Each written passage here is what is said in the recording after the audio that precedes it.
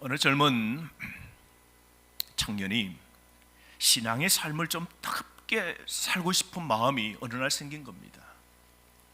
적당한 신앙의 삶이 아닌 내가 요즘 은혜 받고 있는 이 마음을 끝까지 간직하고 싶은 그런 마음이 불현듯 확 생긴 겁니다.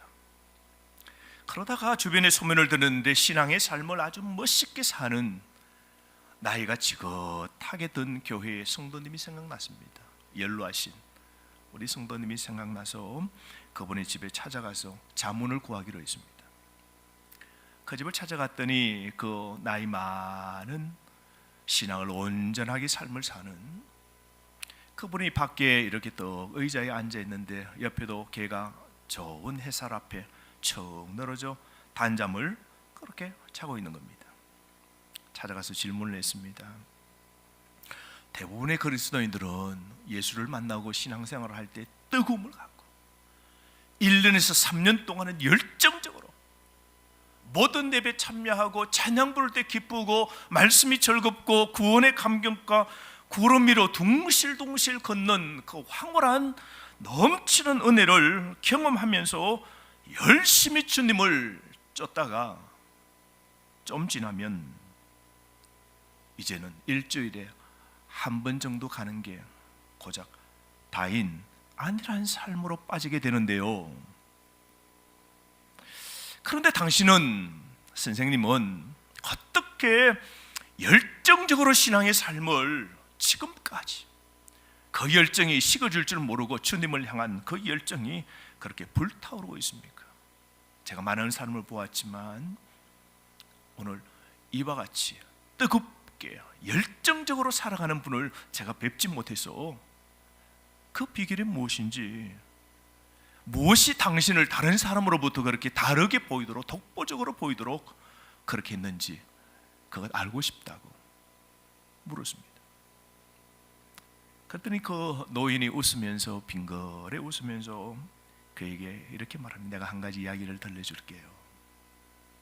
우리 집에 여기 축 늘어져 있는 강아지가 어느 날 갑자기 큰 토끼 한 마리가 정원에서 저기서 쑥 나타나는 걸 잠자는 이 개가 딱 보았단 말이죠. 그러는 순간 그 토끼를 잡기 위해서 팍 뛰는데 그 토끼는 또 살기 위해서 언덕 위로 가시 덤불을 헤치면서 막 저 언덕 위로 올라가는 거예요.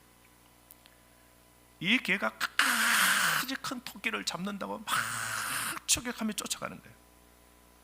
그랬더니 동네 강아지가 막 멍멍 짖으면서 추격하는 우리 개를 보면서 동네 강아지도 덩달아 모두가 소살같이 팍 언덕 위로 올라간다는 겁니다. 동네를 건너 개울을 건너서 돌이 많은 제방을 건너고 덤불 많은 가시가 많은 그것도 막 헤치면서 막 추격을 하는 겁니다. 내가 그것을 가만히 보았는데 모두가 추격을 열심히 그 개들이 하고 있는데 가만히 보니까 개 한두 마리가 서서히 다시 추격을 포기하고 돌아오더랍니다. 열심히 동네 개들이 쫓아가는 개들이 따라가다가 힘들죠. 가시 덤불도 막 해쳐야 되고 그러더니 포기를 하고 다 이렇게 다시 동네로 돌아오는데 우리 개만 끝까지 추격을 끝까지 놓치지 않고 이 개는 쫓아갔답니다. 그러고는 이야기를 끝내는 겁니다. 그게 답니다. 너무 의아해서 물었습니다. 혼란스럽기도 하고 침묵 속에 있다 물었습니다. 이해가 안 돼요. 토끼 추격과 하나님 찾는 것과 무슨 상관이 있습니까?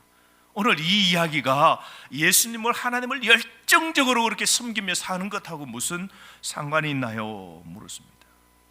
그때 젊은이, 왜 우리 개와 동네 개가 그렇게 다른 줄 알겠냐고, 왜 동네 개들은 그렇게 쫓아가다가 추격하다가 그렇게 포기하고 돌아왔는 줄 그걸 알겠느냐고.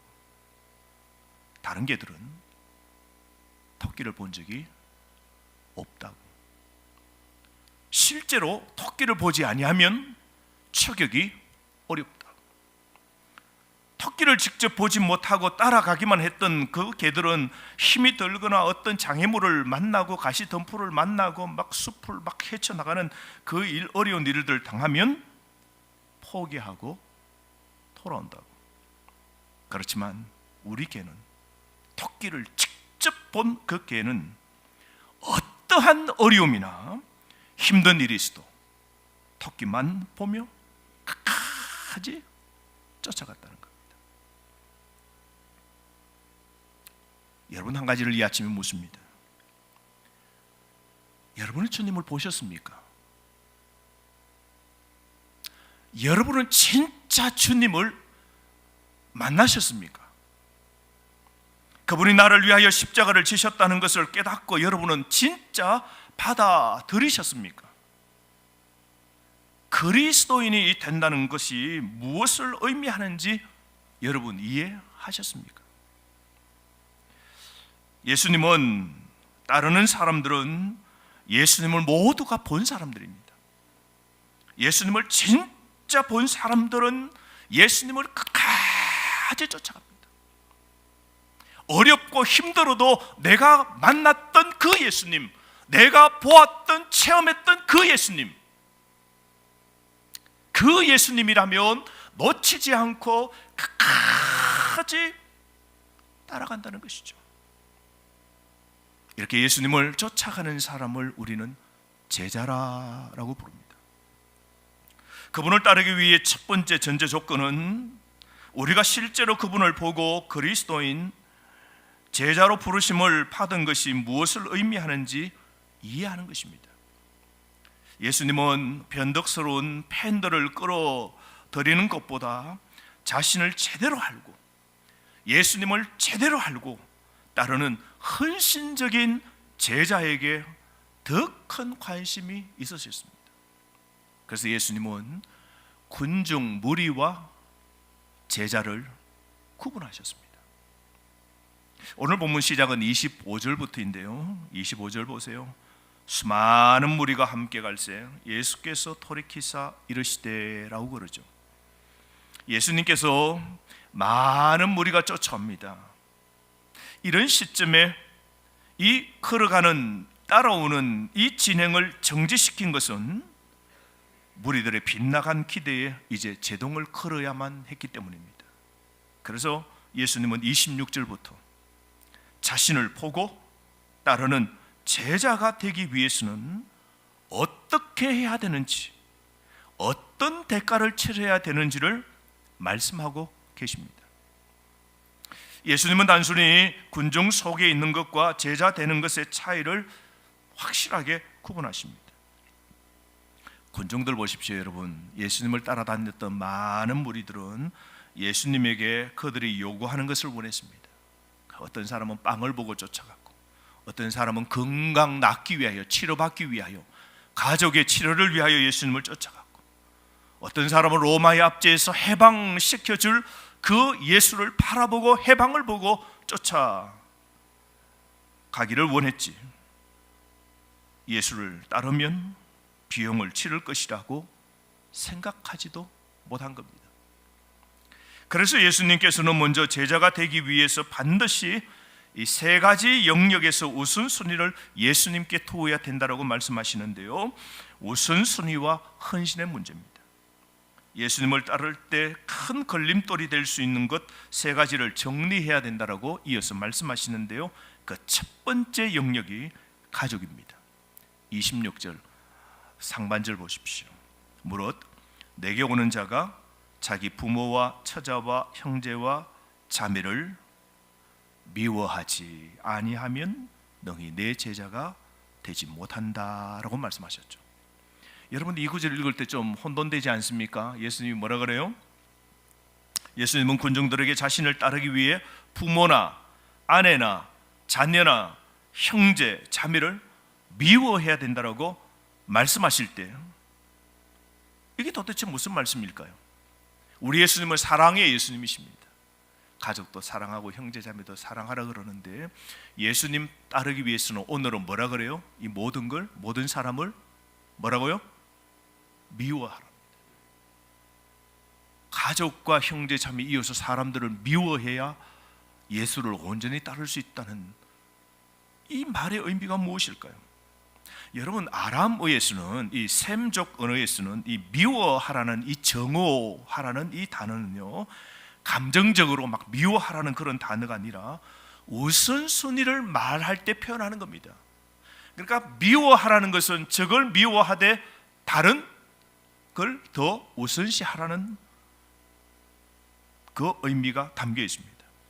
그러므로 이런 표현은 하나님과 예수님과 성령님이 누구보다 먼저 우선순위에 오셔야 한다는 것을 강조하기 위한 과장입니다. 즉, 예수님을 따르려면 누구보다 이 가족들보다, 사람들보다 먼저 누가? 예수님이어야 한다는 겁니다. 무엇보다 예수님이 우선이어야 한다는 것을 말씀하고 계십니다. 두 번째는 자신의 영역입니다. 자신입니다. 26절 하반절에 더욱이 자기 목숨까지 미워하지 아니하면 능히 내 제자가 되지 못한다 말씀하셨습니다. 예수님은 우리가 우리 자신의 삶보다 주님을 더 사랑해야 함을 원하십니다. 예수님은 우리의 개인적인 야망, 목표 및 우리의 삶을 제쳐두도록 도전하십니다. 제자는 여러분, 그러므로 자신보다 누가 우선이어야 돼요? 예수님이 우선이어야 됩니다. 먼저 예수님이어야 합니다. 예수님의 제자들은 다 이런 사람들이었습니다. 베드로는 예수님에 의해 사람을 낚는 업으로 부르심을 받았을 때 배를 무태된 뒤에 모든 것을 버려두고 예수님을 쫓아갔습니다. 예수님이 베드로에게는 우선이었습니다. 자신의 이 업으라는 직업, 자신의 전부인 이 배, 자신의 전부인 이 갈릴리 바다, 이건 이제 차순이었습니다. 우선순위는 이제 예수님이었습니다. 예수를 따르려 하면요, 배를 버릴 줄 알아야 됩니다. 내 직업도, 내 꿈도, 내 고기 잡는 일도 내려놓고 주님이 우선일 때 주님을 쫓아갈 수 있는 것이죠. 세리마태 보십시오. 세간에 앉아서 돈을 세고 돈을 많이 버는 직업으로 예수님이 지나가는 그 길목에도 앉아 있었습니다. 그런데 예수님이 오셔서 나를 따르라 라고 제자로 부르십니다. 그때 레위는 돈 잘 버는 세무 직업 그 모든 것을 버려두고 일어나서 즉시 예수님을 쫓아갔습니다. 마태는 자신보다 예수님을 우선한 겁니다. 마태는 돈보다, 자기의 야망과 꿈보다 먼저 예수님이었습니다. 여러분, 제자는 그러므로 가족과 자신도 차선이고 먼저 십자가를 지고 예수님을 따라야 합니다. 그래서 27절에서 예수님은 제자들에게 더욱 강하게 도전하시는데요, 27절 한번 읽어봅시다. 시작.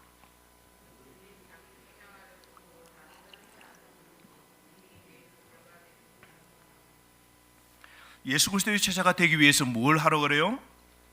자기 십자가를 치고 따라야 된답니다. 십자가를 진다는 말은 무엇입니까? 예수님 따를 때 희생적 삶을 살아야 된다는 것. 예수님을 믿고 신앙 삶을 산다는 건 뭐요? 희생한다는 겁니다. 예수를 믿고 산다는 게 얻는 게 아니에요. 예수 믿고 산다는 게 복을 우리가 받고 누리는 그것이 전부가 아니라 진짜 예수님을 따른다는 것은 예수님을 위하여 내 자신조차도 희생하여 드린다는 것을 말하는 겁니다. 누가복음 9장 23절에서는 예수님께서 이런 말씀하셨죠.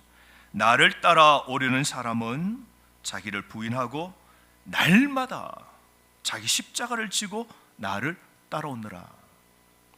여러분, 예수님을 따르면 매일 그의 십자가를 지고 살아야 됩니다. 그것은 일생에 단 한 번 경험하는 사건이 아니라 날마다 매일 우리 자신을 그분께 바쳐야 되는 겁니다. 요한계시록 12장 11절 말씀에 그리스도인 예수를 따르는 제자, 참된 성도는 누구라 그랬습니까? 죽기까지 자기의 생명을 아끼지 아니한 자들이라고 말씀했습니다. 구세군의 창시자 윌리엄 부스 목사는 놀라운 그의 신앙의 삶을, 그 신앙생활의 비결을 이렇게 말했습니다. 나는 주님께 나의 모든 것을 가질 수 있다라고 고백했다 그랬습니다. 정말 주님을 만난 후에 그는 나는 주님께, 주님, 내 모든, 내 전부를 주님이 다 가지십시오. 그분의 제자가 되려면 자신을 부인하고 내 십자가를 지고 그분을 따라가야 되는 겁니다. 여러분, 주님을 따르기 위해서는 내가 가진 모든 비용이 드는 겁니다. 세 번째 영역은 소유입니다. 33절 말씀 함께 읽어보실까요? 이와 같이 너희 중에 누구든지 자기의 모든 소유를 버리지 아니하면 능히 내 제자가 되지 못하리라. 우리 예수님이 모든 것을 없애고 늘 가난한 삶을 살라고 오늘 우리에게 독려한 게 아닙니다. 제자가 될 사람은 어떻게 해야 된다는 겁니까? 무소유자임을 고백해야 된다는 겁니다. 이 말이 뭘까요? 예수님의 제자가 된다는 것은 이처럼 무소유로 산다는 것을 고백할 때만이 시작할 수 있다는 것이죠. 다른 말로 내 것이 없다, 이 고백이 돼야 돼요. 생명도 내 것이 아닙니다. 생명이 내 것이 아니면 내가 지금 생명을 통하여 얻고 지금 모으고 지금 가진 것 아무것도 내 것이 아닙니다. 그래야 모든 소유도 아무것도 아닌 줄 알고 주님 따를 때 언제든지, 또 주님을 위해서 언제든지 이미 내 것이 아니에요. 주님 겁니다. 나는 무소유입니다. 그래서 나를 부르신 그 주님을 위하여 나의 전부를 다 사용하도록 드리는 것이죠. 주님이 나의 전부이다라고 고백하는 사람만이 자기의 모든 소유를 버리고 능히 제자가 될 수 있는 것이죠. 그러므로 물질 중심의 삶을 비우지 않으면 주를 위해 살 수 없는 겁니다. 즉 예수님을 따르려면 물질 소유보다 먼저 예수님이어야 합니다. 그 어떤 것보다 예수님이 우선이어야 합니다. 그러므로 여러분, 예수님을 믿고 따르는 제자가 되기 위해서는 예수님이 가족보다 먼저여야 됩니다. 예수님이 나보다 먼저여야 됩니다. 예수님이 내 소유보다 먼저여야 됩니다. 예수님은 우리가 모든 것에서 우선순위가 예수님이 되는 온전한 헌신을 이 아침에도 기대하고 계십니다. 이처럼 여러분, 예수님을 따르는데 드는 비용이 높기 때문에 그 대가를 기꺼이 지불할 의사가 있는지 앉아서 곰곰이 생각해 보라고 예수님이 지금 따라오는 수많은 무리들에게 오늘 도전을 던지고 계시죠. 그러면서 예수님은 그 요점을 설명하기 위해 두 가지의 비유를 말씀하십니다. 그 첫 번째가 탑을 건설하려는 사람에 관한 것입니다. 그 예수님 당시에는 포도원에 망대가 있었어요. 이 이스라엘 가보니까 갈릴리에 포도원이 있더라고요. 2000년 전에 예수님 당시에 그 포도원을 그대로 재현해 두었어요. 그래서 포도를 짜는 접털도 있고 거기에 무덤도 하나 있고 양도 거기에 키우고 있고, 그 감람 그 과수원인데요. 거기 보니까 망대가 있더라고요. 그 망대는 주변에 이 맹수들이나 그리고 이 도적이 오는 것을 지키기 위해서 원두막 같은 망대를 다 과수원, 자기 그 포도원에는 그 전망대가 다 있었습니다. 뿐만 아니라 고대 성벽들 보면 여러분, 적들이 쳐들어오는 걸 방지하기 위하여 감시 탑 다 있죠. 자, 그래서 이런 전망대를 세우려고 할 때에 가만히 앉아서 내가 얼마나 돈을 지불해야 이 망대를 세울 수 있을런지 먼저 앉아서 가만히 생각해 보지 않겠습니까? 건축하려면 우선순위는 내가 얼마나 헌신해야 될는지를 먼저 앉아서 계산해 보라는 것이죠. 예수님이 이 말씀을 하신 건 자신을 따르는 제자가 되려면 큰 대가와 희생을 치러야 함을 말씀하고 계시는 겁니다. 온전한 헌신을 하면서 자신을 따를 수 있을 것인지, 아니면 군중으로 무리로 그대로 그냥 따라올 것인지 한번 앉아서 곰곰이 생각해 보라고 예수님 말씀하십니다. 그런 다음에 예수님은 전쟁에 나가는 왕의 비유를 말씀하시는데요, 여러분, 전쟁하려고 그러면 왕은 군대를 전투에 보내기 전에 먼저 적들이 몇 명인가 파악해야 되죠. 내가 가진 적을 파악하고 쳐들어온 그 적이 얼마인지, 무기가 어느 정도인지 모든 걸 앉아서 전략으로 짜보는 겁니다. 그래서 내가 얼마나 희생하고 내가 얼마나 이 전쟁에서 이 값을 치러내야 될 것인지 생각해보고 난 다음 전쟁을 결정하는 것이죠. 그런데 전쟁이 도저히 내가 이길 성산이 없다면 어떻게 해야 돼요? 빨리 사신 사람을 보내어서 화친을 빨리 맺는 것이 지혜로운 것이죠. 오늘 이 말씀은 전투를 하려는 현명한 왕처럼 정말 제자로 나서기 위해서는 헌신하면서 따를 수 있는지 깊이 생각해 보라고 군중들에게 말씀하는 겁니다. 지금처럼 무턱대고 아무 생각 없이 지금 예수님 나를 지금 따라다니지 말라고 군중들에게 말씀하는 겁니다. 너희들이 진짜 나를 따라다닌다는 것은 값비싼 십자가를 지고 자신을 포기하고 가족도 포기하고 자신의 소유와 자신의 야망도 모든 것을 포기해야 나를 쫓아올 수 있다라고 따라오는 군중들에게 지금 가만히 한번 생각해보고, 그리고 나를 따를 수 있을 것 같으면 나를 따르라고 오늘 도전하고 계시는 것이죠. 미국의 부흥사 빌리 크라함 목사님은 이런 말씀을 하셨습니다. 구원은, 우리가 하나님께로부터 받는 이 구원은 공짜이지만, 무료이지만, 제자는 우리가 가진 모든 것을 희생해야 됩니다. 예수님을 따르는 진정한 제자가 되려면 우리가 가진 모든 것을 희생해야 된다라고 말씀했습니다. 정말 딱 맞는 말씀입니다. 여러분은 예수님께 얼마나 헌신하고 계십니까? 오늘도 여러분 이 아침 헌신하셨죠? 코로나 가운데 이 아침 9시 예배에 분주하게 일찍 일어나서 채비를 갖추고 여기 오는 거 희생하셨어요. 희생이 없다면 오늘 이 예배에 틀릴 수 없는 것이죠.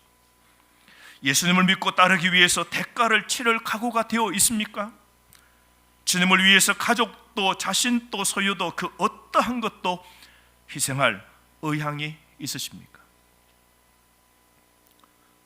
독일 신학자인 디트리트 본헤퍼는 제자도의 대가라는 책을 썼는데요, 거기에서 이런 말을 했습니다. 죄에 대한 고백이 없는 성찬, 하나님의 은혜만으로 용서받을 수 있다 하는 설교, 회개가 없는 사죄의 선언은 값싼 은혜라고 단죄했습니다. 그리스도를 본받음이 없는 은혜, 십자가 없는 은혜, 헌신이 없는 은혜, 그리스도의 제자가 없는 은혜를 구하는 것은 참 신앙이 아니라고 말했습니다. 그는 아무 값을 치르지 않는 값싼 은혜는 교회의 치명적인 적이라고 말했습니다. 죄를 뉘우치지도 않고 죄에 벗어나기를 바라지도 않고 세상은 값싼 교회에서 자신의 죄를 덮어줄 값싼 가리개를 얻는다라고 온전히 헌신하지 않는 오늘날 교회를 꼬집었습니다. 여러분, 값싼 은혜는 불편함이 없는 은혜, 헌신이 없는 은혜, 희생이 없는 은혜, 십자가가 없는 은혜입니다. 슬프게도 오늘날 교회는 성도들에게 부담이 되지 않도록 죄의 회개는 요구하지 않습니다. 성도들에게 헌신도 요구하지 않습니다. 그저 십자가 없이, 그저 희생 없이, 그저 교회에 그냥 예배만 드리는 것으로, 그것만 해도 만족이라고, 그것이 신앙의 전부라고 때로는 말합니다. 그래서 하나님의 은혜와 축복만 설교하는 경향이 있습니다. 예수님은 자기 십자가를 지고 나를 따르라고 말씀하셨음에도 불구하고 십자가 없이, 헌신 없이, 제자도가 없는 값싼 은혜만 가르친다면 교회에 제자는 없고 군중만, 무리만 가득한 교회가 되겠지요. 제자로 예수님을 따르는 사람은 예수님을 충실하게 따르기 위해 모든 것을 기꺼이 포기했습니다. 가족보다, 내 자신보다, 내 소유보다 예수님이 항상 우선해야 주님을 진정으로 따르는 제자가 되는 겁니다. 여러분, 그러므로 꼭 한 가지를 기억했으면 좋겠습니다. 예수님의 제자가 되는 이 보상은 그 대가를 치를 가치가 있다는 것을 꼭 기억하십시오. 예수님을 따르는 데에는 희생과 십자가의 대가가 있지만 그 대가는 그만한 가치가 있는 겁니다. 여러분, 우리가 예수님을 위해 희생합니다. 시간도 내어야 됩니다. 물질도 하나님 앞에 헌신해야 됩니다. 내 달란트와 재능도 교회와 주님을 위하여 우리가 드려야 됩니다. 이웃도 위해서 우리가 온전히 헌신하고 섬기기 위해서 우리 모든 것을 우리가 해야 됩니다. 그런데 그렇게 희생할 때 헌신하는 자에게 하나님이 훗날 우리에게 갚아주시는 그 복은 엄청나고, 오늘 우리가 드리는 이 가치, 이 헌신의 대가는 훗날 엄청나게 그만한 가치를 거둘 수 있다라고 주님이 말씀하셨습니다. 몇 년 전에 저희 교회에서 약 한 30여 분이 이스라엘을 갔습니다. 이스라엘 기독교 유적지를 탐방하기 위해서 1인당 한 거금 수백만 원의 돈을 다 지불하고 갔어요. 엄청난 돈이죠. 그러니까 어떤 분들은 돈이 없어서 좀 꾸어다가 그렇게 또 메우기도 하고, 어떤 사람은 카드로도 좀 빚을 좀 내고, 이왕 기회는 한 번밖에 없다고, 내 생에 한 번은 내가 가야 되겠다고 해서 수백만 원, 약 한 400만 원의 거금을 그렇게 들여서 이스라엘을 한 열흘 동안 갔는데요. 이야, 열흘을 보낼 때마다 그분의 말씀으로는 우와, 이만한 가치가 있다. 갈릴리 그 바다의 바로 옆에 호텔에서 늦게 저녁에 도착을 했어요. 그래서 저녁을 먹고 너무 피곤해서 잠을 자고 아침에 일어나서 아침 조식을 하는데요, 호텔에서 조식하는데 그 갈릴리 바다에서 아침에 해가 쫙 떠오르는데요, 사람들이 감탄을 하는 거예요. 예수님이 이 아침 햇살에 고기 배를 타시고 또 고기를 잡도록 만드신 그 모든 말씀을 상상하시면서 사진을 연거푸 찍으면서 너무너무 감탄하면서 주 하나님 지으신 모든 세계고 모두가 얼싸안으면서 같이 함께 더불어 사진을 연신 그냥 막 찍어대었습니다. 그러면서 그분들 고백에 아깝지 않다, 야 아깝지 않다, 잘 왔다, 야 이 돈 내고 만약에 내가 돈이 어려워서 못 왔더라면 정말 두고두고 후회했을 건데 돈 아깝지 않다, 잘 왔다, 그러는 겁니다. 모두가 동의하는 겁니다. 여러분, 마찬가지로 예수님을 따르면서 신앙생활을 할 때 많은 헌신을 해야 됩니다. 예수님을 우선순위에 두고 결정하면 손해보는 일이 많습니다. 시간도, 물질도, 에너지도 주님과 주님의 교회를 위하여 우리가 다 쏟아야 합니다. 그러나 제자로 따르는 자에게 하나님이 주시는 보상은 어떤 대가를 치르더라도 가치가 있음을 꼭 기억했으면 합니다. 주님을 위해 시간을 드리고 물질로 헌신하고 재능을 기부하고 이웃 형제 자매 불쌍한 사람 힘든 사람을 섬기면서 예수님을 따를 때 예수님이 우리에게 약속하신 말씀이 무엇입니까? 100배로 내가 너희에게 갚아주리라. 아멘. 이 100배라는 게 수치적으로 딱 100배가 아니라 이건 놀라운 복이 100배입니다. 우리가 하나님께 헌신한 그 가치가 훗날에는 100배로 어마한 하나님께서 넘치는 은혜의 복을 우리에게 주신다고 약속하셨습니다. 그 주님은 우리에게 영생을 주십니다. 날마다 주님을 위하여 헌신하는 자에게 하늘의 평화와 기쁨을 경험하도록 만들어 주십니다. 날마다 주님이 그 헌신하는 자 제자와 함께 동행 임마누엘 해주실 겁니다. 여러분, 오늘부터 주님의 제자로 살아갑시다. 이 길이 고난과 희생과 헌신의 수고가 있지만 참된 제자로 주님을 따라갑시다. 입술로만 아니라 마음으로 진짜 주님을 사랑하면서 따라가길 바랍니다. 주세페 가리발디라는 사람이 있는데요, 이 사람은 1807년도에서 1882년까지 살았던 사람인데요, 이 사람은 평생 이탈리아 통일을 꿈꾸며 평생을 보낸 사람인데요, 이 꿈에 모든 걸 바친 사람입니다. 그러니까 그 자신의 안정적인 삶도, 사랑하는 여인도, 심지어 왕관조차도 모든 걸 포기하고 그런 이탈리아의 통일을 위해 평생을 바친 사람입니다. 그가 나서 자랐던 시절은 이 이탈리아가 통일되지 못하고 수많은 외세에 의해서 이탈리아가 여기저기 다 갈기갈기 다 이게 찢겨지게 되었습니다. 통일을 이루지 못하고 있었던 것이죠. 드디어 통일을 이룰 기회가 생겨나기 시작했습니다. 그래서 그가 청년 병사들을 모으기 시작했습니다. 어느 날 통일에 미쳐 현실을 잊은 광인 같았던 그에게 꿈이, 열정이, 용기가 생겼는데요, 청년들을, 이 조국 통일을 위하여 목숨을 바칠 수 있는 청년들을 모집하는 연설을 하게 되었습니다. 연설을 뜨겁게 하고 난 후에 그 연설을 들었던 주변에 있는 수많은 청년들이 그 가리발디에게 이렇게 묻습니다. 우리가 만약에 당신을 따른다면 당신은 우리에게 뭘 해줄 수 있습니까? 우리가 만약 당신을 따른다면 당신은 우리를 위하여 무엇을 해줄 수 있습니까? 그러자 가리발디가 이렇게 말했습니다. 무엇을 달라고? 나는 돈도 숙소도 양식도 없어요. 나를 따르면 배고픔과 목마름과 강행군과 죽음이 있을 뿐입니다. 나를 사랑하는 사람은 입술로가 아닌 마음 중심으로 조국을 사랑하는 자만이 나를 따르십시오. 이 도전에 1000명의 청년 헌신자들이, 자원병들이 일어서게 되었습니다. 그 1000명을 데리고 1860년 이탈리아의 통일을 이루어내었다고 그럽니다.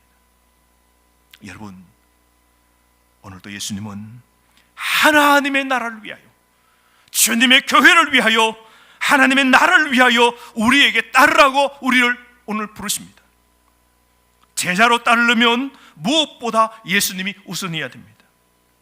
입술로만 예수님 믿습니다, 입술로만 예수님 따릅니다, 입술로만 찬양합니다가 아닌 마음으로, 이 전심으로 지금 주님을 사랑한다면 무엇보다 예수님을 따르시길 바랍니다. 여러분, 정말 예수님을 따르는 것은 가치가 있는 겁니다. 정말 주님을 위하여 희생할 때에 훗날 거두는 그 엄청난 그 하나님의 복은 가치가 있는 겁니다. 지금 당장 제자로 따르십시오. 그리고 끝까지 제자로, 오직 무엇보다 예수를 따르는 여러분 되시기를 바랍니다. 주신 말씀 가지고 이 시간 동성으로 기도하겠습니다. 하나님,